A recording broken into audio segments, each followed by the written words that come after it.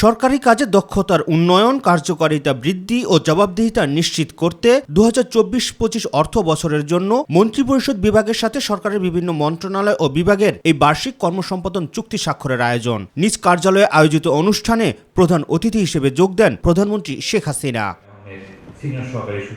নিজ নিজ মন্ত্রণালয়ের সচিবগণ চুক্তি স্বাক্ষরের পর তা প্রধানমন্ত্রীর কাছে হস্তান্তর করেন। আইন ও বিচার বিভাগ ডক্টর মোহাম্মদ মুশফিকুর রহমান, সচিব। এ সময় প্রধানমন্ত্রী তার বক্তব্যে দুর্নীতির বিরুদ্ধে সরকারের কঠোর অবস্থানের কথা আবারও মনে করিয়ে দেন। আমরা চাই যে আমাদের যেখানেই কোনো অনিয়ম দেখা দেবে আপনারা যথাযথ ব্যবস্থা নেবেন। অনেক সময় এখন আমরা দুর্নীতি জিরো টলারেন্স ঘোষণা করেছি। দুর্নীতি ধরতে গেলে আমাদের সরকারের উপর দায় চাপিয়ে দেওয়া হয়। আমি এটা বিশ্বাস করি না। দুর্নীতি খুব কম লোকই করে, কিন্তু তার বদনামটা হয় খুব বেশি।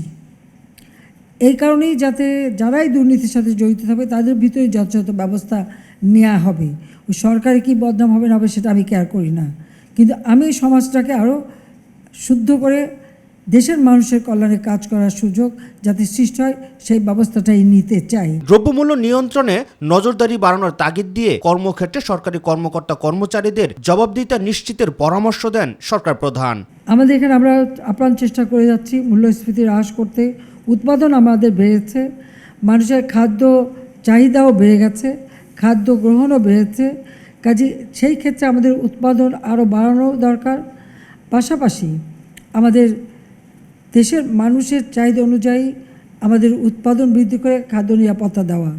যেহেতু সারা বিশ্বব্যাপী ইউক্রেন যুদ্ধ, এরপর গাজায় যেভাবে ইসরায়েল কর্তৃক গণহত্যা চালানো হচ্ছে, সেখানে একটা অস্বাভাবিক পরিস্থিতি, এই সব আন্তর্জাতিক পরিস্থিতির ফলেই কিন্তু আমাদের এই দ্রব্যমূল্যটা বৃদ্ধি পাওয়া এবং মূল্যস্ফীতিটা নিয়ন্ত্রণে আনা একটা কষ্টকর হয়ে গেছে। কিন্তু আমাদের সকলকেই এ ব্যাপারে যথাযথ নজর দিতে হবে। 75-এর পর মুক্তিযুদ্ধের চেতনা মুছে ফেলা হয়েছিল জানিয়ে যারা নিজেদের রাজাকার দাবি করে তাদের চেতনা নিয়ে প্রশ্ন তোলেন বঙ্গবন্ধু কন্যা। মুক্তিযুদ্ধের চেতনাই হচ্ছে আমাদের একমাত্র লক্ষ্য। লাখো শহীদ রক্ত দিয়ে গেছে, লাখো মা বোন নির্যাতিতা, তাদের এই অবদান ভুললে চলবে না, এটা মনে রাখতে হবে। কারণ পাকিস্তানি হানাদার বাহিনী আর রাজাকার বাহিনী যেভাবে এদেশের অত্যাচার করেছে, আমার খুব দুঃখ লাগে কালকে যখন শুনি রোকেয়া হলে ছাত্রীরাও বলে তারা রাজাকার। তারা কি জানে 71 সালে 25শে মার্চ কী ঘটেছিল? সেখানে 300 মেয়েকে হত্যা করেছিল, 40 জন মেয়েকে রেপ করেছিল এবং এদের ধরে নিয়ে পাকিস্তানি ক্যাম্পে নিয়ে গিয়েছিল। এইসব অত্যাচার রাস্তায় লাশ পড়ে থাকে, এরা দেখেনি, তাই নিজেদের রাজাকার বলতে তাদের লজ্জা হয় না। এর আগে মন্ত্রণালয়ের সচিবদের হাতে শুদ্ধাচার পুরস্কার তুলে দেন প্রধানমন্ত্রী শেখ হাসিনা। রাকিব হাসান, মাই টিভি, ঢাকা। যাওয়া অনন্য এক বাংলাদেশ।